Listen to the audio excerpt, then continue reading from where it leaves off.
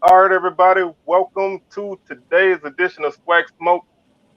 We 21 episodes in. I always I don't know why I obsess with the number, but I like to keep count, and it's one of those things. So we 21 episodes in, and today is a interesting day. National Signing Day.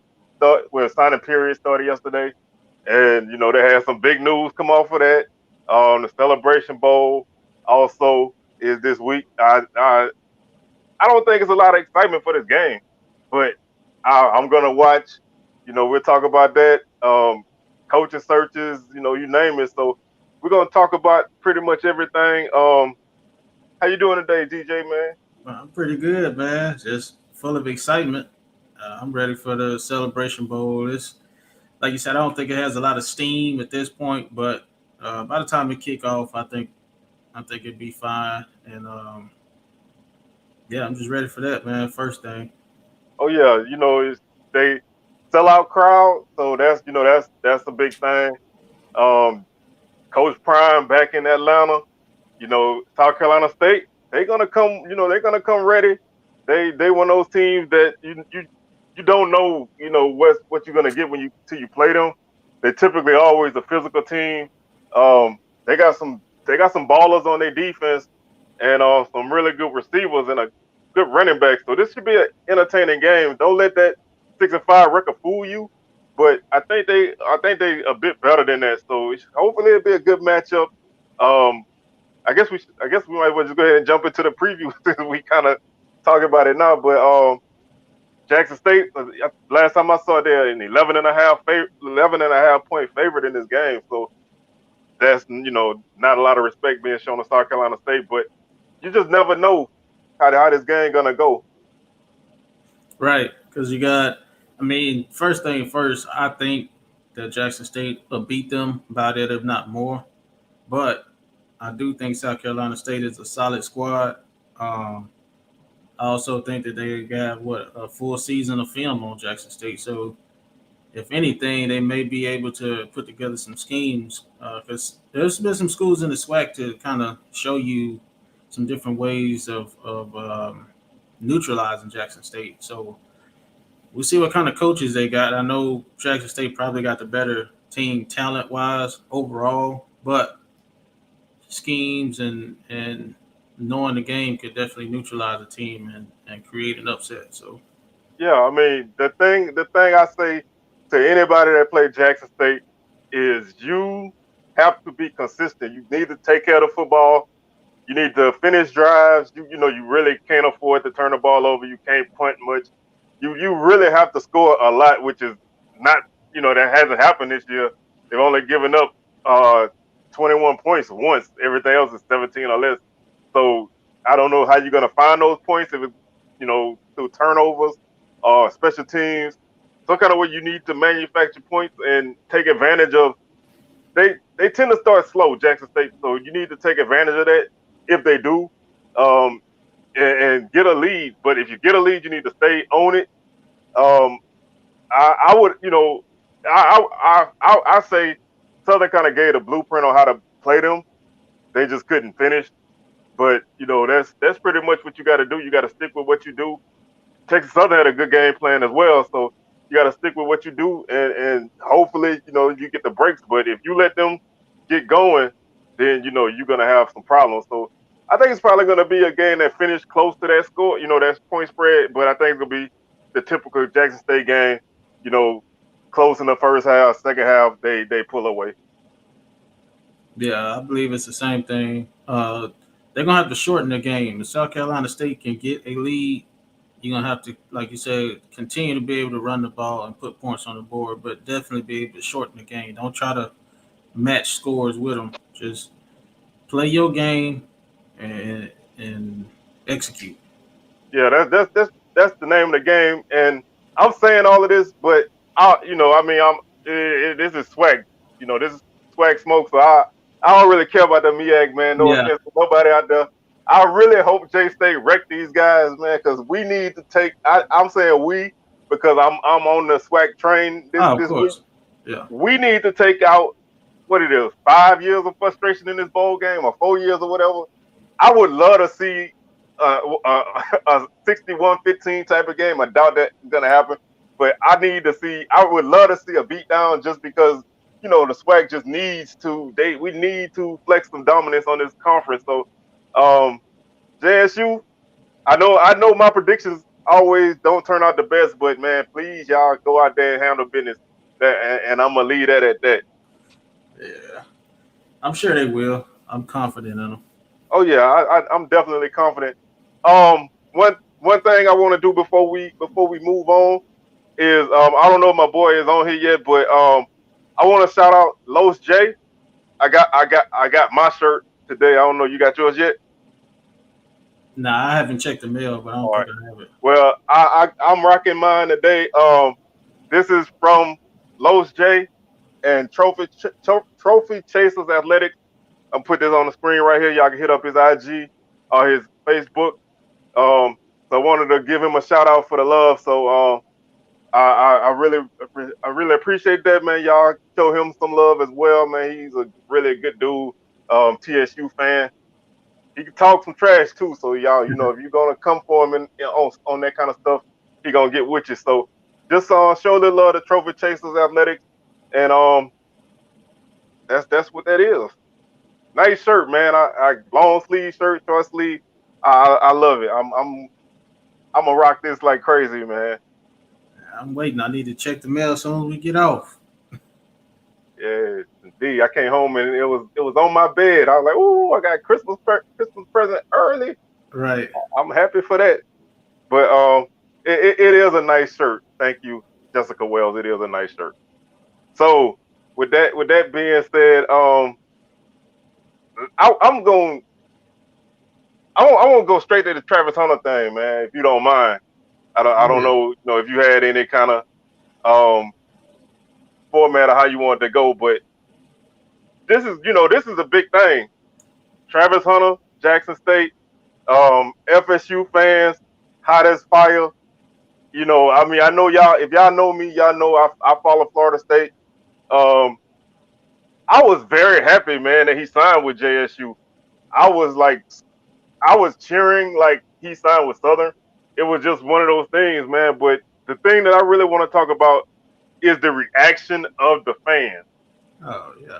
Man, those people were. I mean, I've seen it a lot. I mean, that's no surprise to see fans like that act like that. But it was just I was on one of the message boards at like 11 o'clock, and the word came out that he was gonna have his ceremony at 12, and to see everybody going from he is Noel all day to what the it's like, man, you could feel the words coming through the screen, and it was just like a really really nasty environment, and they still salty today.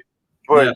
I you know regardless, they want to say, he getting paid to go to JSU, whatever, whatever.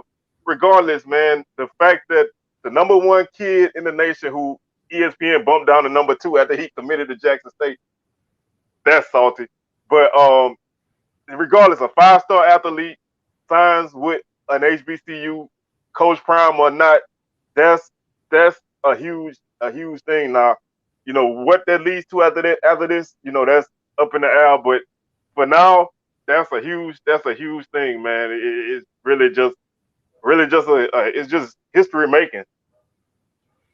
Definitely, man. And this lead me to a soapbox, but I ain't gonna really get on it. Oh But no, no, no, you got to get on it, bro. You nah, you brought it already you already know how I feel about that. And I've up. been saying it like the whole entire time. Like everybody else saying, if he had went to FSU or Bama or anywhere else, NIL wouldn't even been in the conversation. Nobody would have talked about any money, and they've been paying players for years when it was illegal to do it. So what makes it so bad now that it's legal to get a deal? And that's not even in the works yet. He's not enrolled in school, so we'll talk about that when that happens. But it begs the question to me still, and I've been there. I've been one to support. those schools heavy and not really support, UAPB like I should. But it's like we are all seeing this more and more and more with social media. Why do we have a closet full of Power Five gear, no SWAC gear? Not everybody, but we're gonna watch the SEC championship before we watch the SWAC championship. We're gonna push kids to go to those schools. So it's like we trying our best. We want to get in their playoff system. We want to get in their conference. We want to do everything to try to join them and support them. But when they had a chance right there just to support this kid and support Jackson State, they refuse. So why? Why do we break our necks to go to their games? I'm not saying you can't do it, but why do we break our necks to do that? Yeah, and I mean, like you said, it takes these kind of incidents to show people's true colors. And like I said, man, following Florida State. That's a hard thing to say. I've been Yeah. following Florida State basically my whole life, but I'm jagged to death. I go No, I obviously I got go to you. Southern, but I witnessed how people acted when Willie Taggart was coaching now. I've seen pictures of his head on a body being lynched in the tree. I've seen all that kind of stuff, man. And as I've gotten older, that kind of stuff makes you kind of slide away. It's like because you have to have some kind of respect for yourself. Right. So you can't, the longer you rock with that kind of stuff, you're silently condoning it. Mm-hmm. Even if you get with somebody in the message boards, they still gonna feel how they feel. Right. And to see, you know, to see that yesterday was really like it was. I can't even say it was eye opening because I know, man. I live in Baton Rouge. I listen to talk radio. I've been around LSU message boards and all that. I know how these people get down. But it was just the fact that they just went from 0 to 100 in like a minute. Talking about he gonna go to jail, he gonna get robbed at Jackson State. Like ain't nobody like they didn't have a kid get killed at Florida State a couple years ago. Yeah. So it they playing in front of 500 fans. That's a lie. Right. It's like they don't have a good stadium. That's a lie. It's like if you're gonna hate, just do some research first. I mean, it was just one of those things that they made the story bigger by their actions. So Right. and that's something that you can't put that toothpaste back in the tube. It just was a nasty, nasty, nasty thing that people just got out of hand with. And hopefully some of these other kids are seeing this and they understand that you can go somewhere else and be successful. So I don't know how quick the wave is gonna grow or what, but it was one of those things, man. And you kind of hate to see it, but it's expected, man. Yeah. It's I just almost really hate to needed. say it like that. It's almost needed for some of these young. Cause see, like you said, we're older. I'm considered old to students on my campus right now. 30 something to them is old. Man, you old. But we've seen a little bit more than they have. So sometimes they need to see it. And I honestly hope that some of the coaches come on back home. Oh yeah, I mean, at some point, this has to be a wake up call. At some point, this has to be made known that you can be successful wherever you go. If you got skills, your skills are gonna show wherever you go. People love to say you playing in the swag, they ain't got no competition. But them same fans be happy that they school signed a 4-star kid from a 1A school. You playing 1A football, you not playing against the top level teams Right. in your state, but that dude's a baller. Look at I don't really want to get off on a tangent, but look at Derrick Henry, man. That dude from Yulee, Florida, which is like a small town. They played 1A football at the time, or 2A or whatever, and he Heisman Trophy winner from Alabama. So you know, I know I'm fussing about kids doing this, but I'm just saying like you can be successful wherever you go if you got the talent. So Right. don't let people sway you on the fact that you don't have that you got talent that you're gonna waste your skills playing somewhere else because that's not true at all. Man, I agree with the comment. Like, I'm happy that he doing what he want to do. That's the main thing. You went out there and ball. You earned this opportunity. Make the decision you want to make. I always say I can live with the decision I made. I don't know if I can live with the one you made for me. You see what I'm saying? So I mean, it's just it don't make no sense. But I hope that some of the coaches decide to come on to the SWAC and continue what Dion has started to where we can continue to get that and create. Only reason they feel like Power Fives is better is because we've created Power Fives. We, us, we're a huge part of Power Fives. You take us out of there, Power Fives is nothing. So, I mean, there's nothing for us to get a few more of those kids and create that. If you go to a high school game, you're not gonna say this isn't SEC football. If it's a good game and it's entertaining to you, it's a good game. So if you watch a SWAC game, it's a good football game. You like football, it's football. It's no different. So stop trying to like belittle it. I don't understand it. Yeah, and like like that's to me that was like the one thing that really stood out to me the most is that you know, number one, I don't understand how people get so wrapped up into the decision that a 17-year-old dude makes. If he come to play for your school, you don't get anything out of it other than watching him play for your school. You don't get paid. You don't get Yeah. to spend time with him. You know what I'm saying? You don't get a bonus when he go to the league. You just get to watch him as a fan and watch him develop and go through his career. That's it. You're an outsider observer. So you should not be that emotionally invested in what somebody is doing with their life. Like you said, at the end of the day, this kid has to be satisfied and happy with where he goes. If he loves Jackson State, then hey, all you can do is be happy for him. If he go there and he not happy, and I'm not saying that it's gonna happen, but that's what the Yeah. portal is for. So let kids make their decision, and at some point you have to be an adult when you get to be a certain age. So you make a decision, you live with it. So that's what he's gonna do, and he gonna enjoy his time. So I just don't rock with all the negativity, man. That just don't make no sense to me. And to add on to your point real quick, if I cared, so if I act a fool, it's almost like I care, right? If I act a fool about it, Oh yeah, I have to care. So if I care about this kid so much, I'm gonna follow him wherever he go.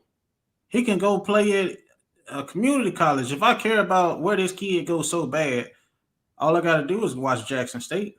If you care about him that much, just watch Jackson State. You exactly. watch. So That's it. it's just one of those things that you can't have him with you, which you don't because he don't play for you. He play for the school, so you don't have that. I hate to say it, but some people it's ownership, man. It's like they feel like they Yeah. own you, so they lost you now, and you're invalid to them. You're dead to them, and all of that. So I say all of that to say, man, I'm happy for him.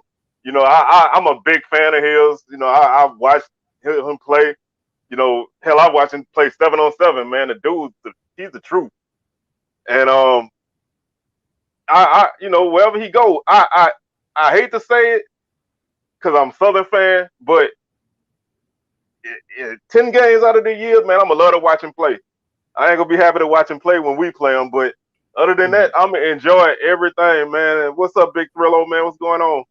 What's I'm gonna happening? enjoy it. I'm gonna enjoy him playing, because athletes like this, man, they don't come around often, and we got opportunity. And we gotta. The thing is, we gotta pull together and make those kids feel welcome. Yeah, it's gonna be some friendly banter when they play in our schools, but we gotta make it a big deal. We gotta make them want to continue to come and want to continue to do it. We gotta celebrate it all the way across the SWAC, man, all the way Oh yeah, across the nation. So it's a big opportunity, and we can either benefit from it or burn that bridge and nobody ever want to do it again. So yeah. Like you said, man, it's a time for rivalry and it's a time for family.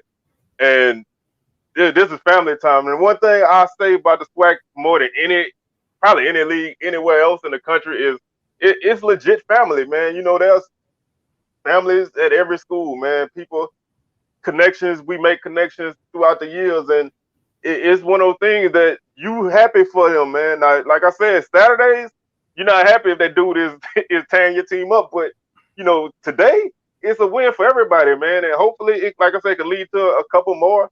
And then it's gonna take time. It ain't gonna be a big flood, but I mean, I've seen a couple kids tweet, man. HBCUs is the wave right now. So if they really want to get on it, they're gonna do it. So we'll just see what happens. Yeah, just to kind of move on from him, there was a kid. I don't know if you saw that signed to Alabama State that had SEC offers. I know he had Ole Miss and Tennessee. He had Memphis offer, Liberty, several other schools, but he signed with Alabama State. And I think that was big. I think that the SWAC got some guys out of the portal too that's going to benefit. But of course, the stories aren't as big when it's not Jackson. It's like Jackson is almost like Dallas Cowboys right now. So Oh yeah, they are the top, and right now everybody else is kind of yeah, in the a background, pyramid on down. yeah, But everybody's making moves, man. I don't know if you've been paying attention, but Valley, oh man, yeah, Valley has been killing the portal, bro. They just got yeah, a guy from Mississippi State that they're wide receiver. Coach Dancy is not playing with them right now, man. They are recruiting their butts off. So they trying to make some things happen. Alabama A&M, yeah. they've been going crazy. Family, you've been making some moves. Alcorn, Coach Hugh Jackson at Grambling has been making some moves. Southern doing a couple things. They got a couple transfers already. Coach Dooley said he's not announcing his guys till Saturday, so he's supposed to get like 6 or 9 kids. He got offensive lineman from Ohio and um, Yeah, defensive end from Nichols and one from he went to USF first and then JUCO. But so everybody's making the moves, man. It's gonna be interesting to see how this season shapes out when we get there because everybody's recruiting hard and it's gonna be a dogfight whichever way we go. you left out somebody that ain't doing nothing. UAPB. You left them out, man. We got I I one guy. I wanted to let you handle that, man. Don't let me handle it because it's gonna sound negative. But man, But I'm I didn't see them, so I of couldn't say it. course it's one guy, Is he good? the defensive lineman. I mean, that's All yet to right, be well, hey, determined. they But they lost a lot, so I guess you got to start somewhere. yeah, he lost everything. A and them been building up on defense. They have gotten a lot of transfers on Yeah, defense. They got a quarterback from Miami. Can't Jaron think of Williams. yeah. So that's an interesting thing to add to their quarterback room. Yeah, Um, Jalen Jones from Jackson State, formerly of Jackson State, he's going to Bethune Cookman now. So yeah, that's gonna be it, big for them. it's gonna be crazy, man. This should be a fun off season with the portal, man. This is not a SWAC topic, but I wanted to bring it up because it basically came up late last week or early this week. Master P, his son was at Tennessee State. He's no longer there because he said that they don't have the facilities that is necessary for him. Um, I wanted to get your opinion on that. I think it's more that his son is riding a bench on a 3-9 team. I think that kind of bruised ego a little bit. I think he got hurt, but nothing major. But they saying that they misdiagnosed him and all this stuff. So I think that's not a good look for them because when he went there, he Master P was really high on being all about HBCUs, and now it's the opposite. So I just wanted to see how you felt about that. Like I said, it's not a SWAC topic, but it is a black college topic. So I wanted to see how you felt about that. I'm with Joey Jackson. If that says anything, Oh, I feel you but on that. he is the thing is this, man. Do you think now that Eddie George is there, been there, you think they have inadequate medical staff? No. Worst case scenario, if you pee and a lot of people saying it's not his responsibility, but it's his child. So if I'm that worried about my child, Vanderbilt is around there, Meharry Medical Center is there. You got all these places that's top notch medical places nearby. So if that's the only problem, then hey, I can take care of that. But if you really cared and you felt like they didn't have the medical, okay, get it. Or hire somebody just for the duration of your son being there. There's so many ways you could have went. And if it was truly that, you could have kept that in silent. Just Oh yeah, transferred instead of talking down about it, then trying to clean it up, saying, "Oh, it's a good school, it's good people there." You done already ruined it now. yeah. You made you set the fire, and now you trying to put your hands behind your back. But Yeah, you knew what you were getting into when you committed and signed with this program. Tennessee State is not a basketball hotbed. Probably since Robert Covington left a long time ago. But they, you know what you're getting yourself into, and you were on. I think it was just you got caught up in that wave, and your son was supposed to be a big time player. He's not playing, and that probably hurt. That's an ego bruise, man. To sit behind guys on a team that ain't really doing that good. But you could have just like the comments say, you could have just took yeah. that lick and moved on.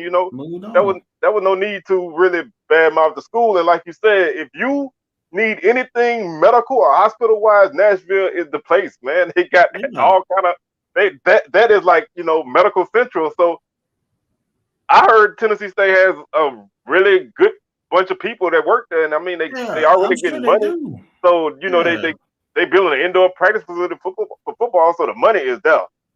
And nobody gonna do that. So it I was don't just think Eddie George is gonna have them kids there without proper medical. I just don't see that happening with the power and the influence he has, even with the Tennessee Titans, the people that he got working for him from the Titans organization. There is no kid. I don't think he would just limit it to football. I think he would probably do what Prime is doing, and that's spreading the wealth as much as he can. I don't think Prime will let any sport go without proper medical attention on that campus. So it's hard for me to believe that that is the case. yeah. I just I like I keep saying, I know what the issue is, and I know Yeah, I've seen everybody see it, man. We all know somebody that went somewhere and didn't get no playing time. And when they left, you ask them why. Oh man, the coach ain't like me, whatever, yeah, whatever. And like it's something you did too. You probably ain't yeah, working hard enough, or you not in doing your work in school, or something going on, and you just need to make it look good on your end. So nobody looks good in a situation like that. That's just not a good look, and that makes it tough for wherever else he goes. The people pay attention to yeah, that kind of stuff. So you have to, you kind of making it tough for him wherever he goes because they're not going to want to get involved in that unless you're just going to send it to the G League, which I don't even know really how good he is. I heard he was good, but he wasn't really getting yeah. that many minutes. So we just see how that happens. Yeah. I did want to ask you something that I just saw before I forget. It's All right. SWAC related. You might have seen SWAC and the Fool make that post that is rumored that Coach Odoms I has already know where applied you for the going, Prairie View job. What you think about that, man? man. Man, if Odom's, oh my, okay. Let's see. I need to formulate my when I saw that on Smacking the Food Instagram, and I actually wrote on their comment. I say WTF, and then I Yeah, laughed. But I personally, I don't see, if he is truly interested in this job, it kind of goes against everything that he said when he left Southern. Now we all know that there was some issues there, but I always felt like that wasn't really why he left. I felt like he left for the reasons that he gave. He wanted to be closer to home. His mom was sick.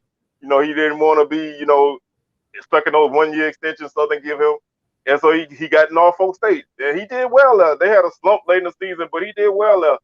To come back to SWAC and to go to Prairie View, which is farther away from North Carolina than Louisiana, then that kind of goes against what you said.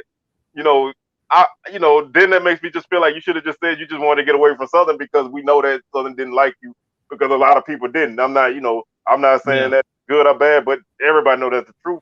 yeah. I've heard So him.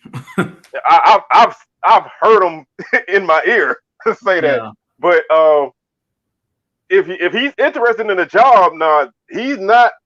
Obviously, he's not the flashy name that a lot of people want, but he will run a good program. So his team will be tough. They're gonna run the football. They're gonna play defense, and they're gonna be disciplined. So if he's interested in the job, he's a good candidate.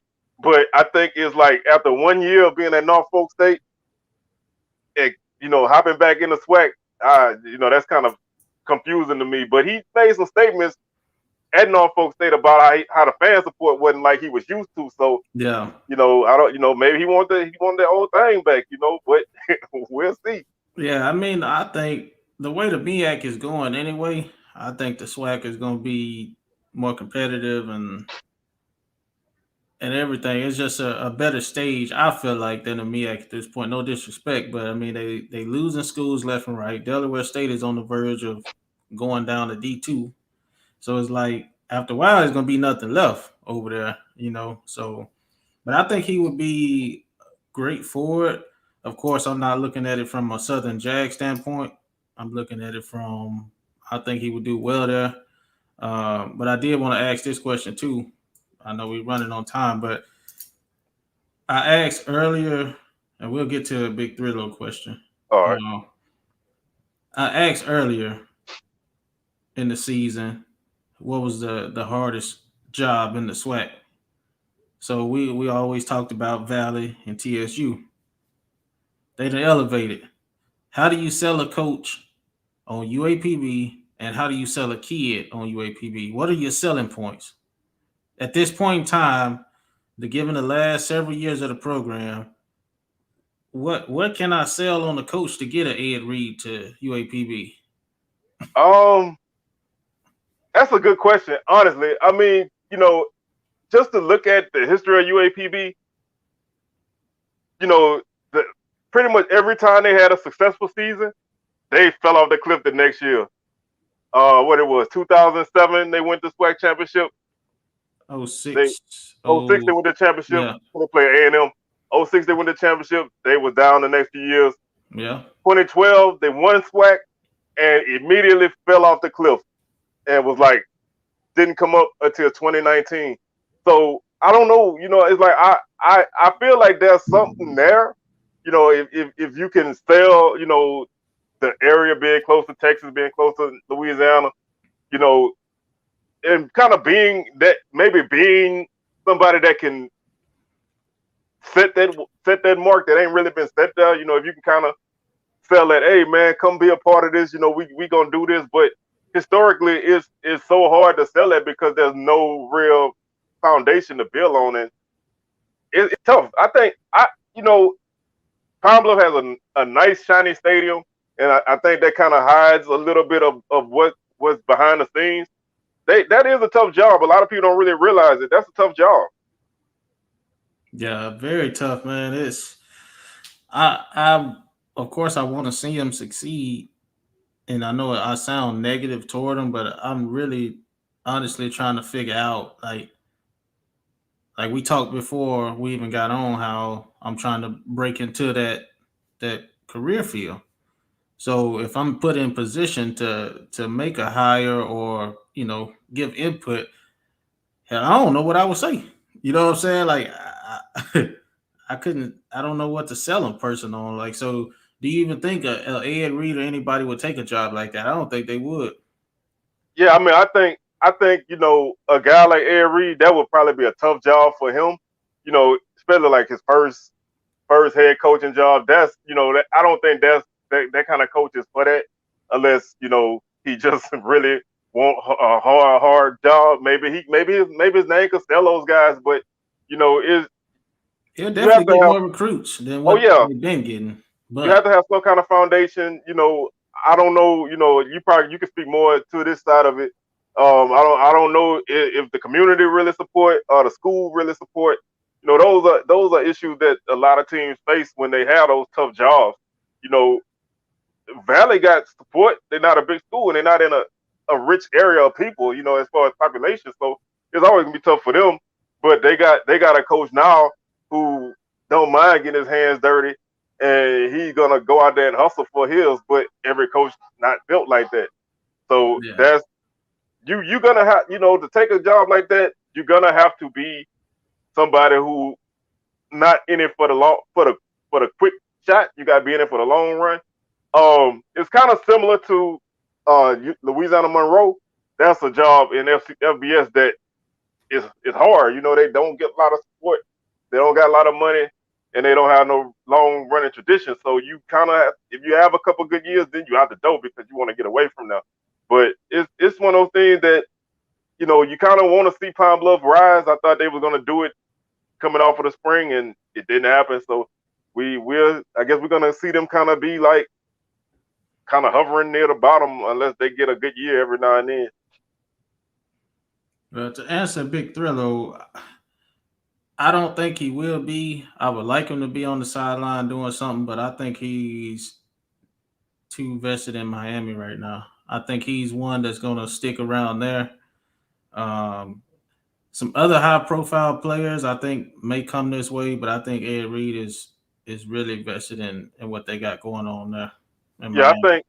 I think the window to get him at least right now is kind of, I won't say shut, but them hiring Mario Cristobal and firing Manny Diaz, I think that reinvigorated a lot of people from the Miami program. That guy's a Miami guy. He played there. They know him. So, they're gonna at least wanna at least the first few years support him. So I think, Ed Reed's gonna be all in on that now. In a couple of years, you might be able to circle back once, Miami get rolling or whatever they do.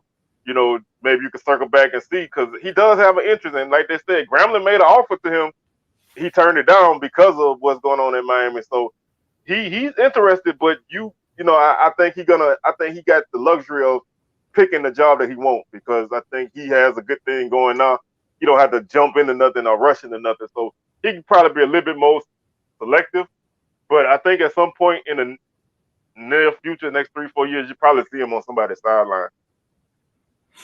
And one thing we didn't shout out, but shout out to one of my favorite running backs all time, Edgerrin James, his son, signing with Howard. Oh yeah, So that's big. yeah, That's that's big. big. Yeah. And all of his kids go to HBCUs. So he got daughters at Clark Atlanta, daughter at Howard. All of his kids going to HBCUs. And he said that he wanted to go to FAMU. He said if he didn't get into Miami, he was going to go to FAMU. So he's always supported HBCUs and talked well about them. Yeah, I mean, like I said, these are the kind of moves that you're gonna see happen.